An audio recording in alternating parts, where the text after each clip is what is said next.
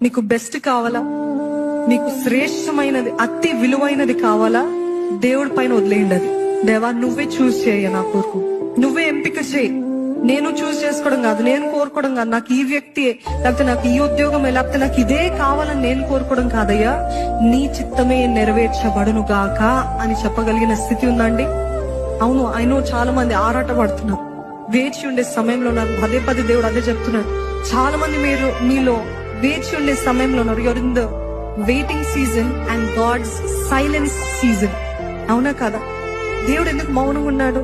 దేవుడు నన్ను ఇంకెందుకు ఇంతకాలం వేచి ఉండమంటున్నాడు? నాకు అర్థం కావట్లేదు అని డిస్కరేజ్మెంట్ వచ్చేస్తుంది.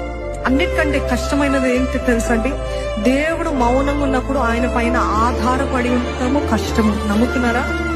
ఆన్సర్ రావట్లేదు, ఎటువంటిది ఏ సమాధానము రావట్లేదు, ఏమీ స్పష్టంగా కనపడట్లేదు. కానీ నన్ను